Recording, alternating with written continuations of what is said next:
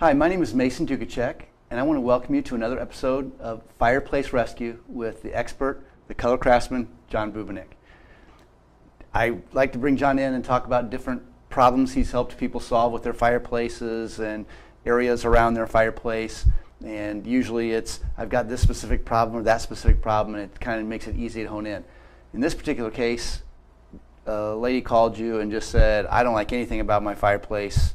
And sometimes that can probably be a challenge to overcome in itself, because there's so many different things you could do. Tell us about that. What was that problem like, and how did you help her fix it? Well, generally when our customers call us, this woman found us online, and we ask them what they like and what they don't like about their fireplace, because whatever they like, we're going to try to keep. She said there wasn't any she didn't like about it. We wanted to get rid of it all. So we ended up taking the mantle off of the wall. There was tile on the wall we took off. You can see from the original photo what it started out like.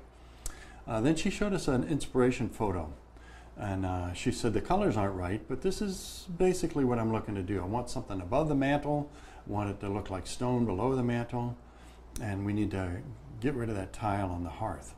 So next picture shows what we ended up doing for her, the overall view, and another shot shows a close-up. What we did here is we used a carvable cement. I really like working with this product. You can get whatever size stone you want, whatever shape stone you want, and then we can color it to give them whatever it is they're looking for. These colors work with the rest of her room. And then the next final project was the hearth. We covered the tile with a self-leveling cement so we can get a smooth surface, make it look like one large stone. And then we worked with her to come up with a color and color variation that would give it some interest without being too much contrast with the rest of the room. So in this case, we wanted to kind of blend with the floor, and we gave her what she wanted. We're happy, she's happy. How did you go, what was the process like when she's like, hey, I don't like anything about this? What was the process like? I'm sure to a degree a little bit baby steps, like, sure. You know, can you walk someone in our audience through what that process was like with this particular person? Well, for her, because she had that inspiration photo, we were able to just kind of follow that and go through, create wood above and the stone below. We talked some about the mantle as well. There's so many options for all of it. So we do spend quite a bit of time talking with our customers to hone in on what it is they like. But just know that if you can't find a photo of something you like, we'll create it in the theater of the mind first, and then we may have to create some sample boards so that we can get to something that you can see to be sure that you like it before we're committed on your fireplace. John did a lot of work on my office, and I didn't really know what I didn't know, and that was the process he went through with me, and I found it very, very helpful, and good. I found you to be very, very patient.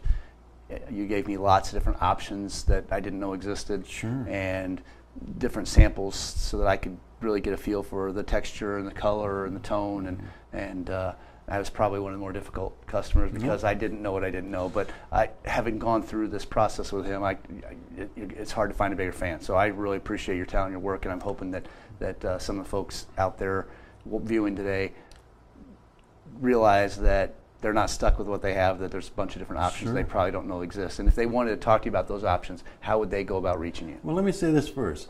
You and everybody else I deal with say the same thing. Oh, this must be hard to deal with. I don't know what I want. It's hard to deal with. And everybody says that, it seems like. But that's frankly part of the fun of honing in on what we need to do. And so, because I know of a lot of different materials and techniques, it's just a matter of going through them in my mind. They've already told me some things they don't like. It's not bad. It's frankly fun to go through the process to figure out what it is they want. And then if they want to see some samples of my work, they can find that at colorcraftsmen.com. That's M-E-N, not M-A-N. Or they can call me at 314-313-1495. Perfect. Be happy to help. John, as always, thanks for coming in and sharing your ideas and your expertise with our audience, and I hope you all enjoyed it as much as I do.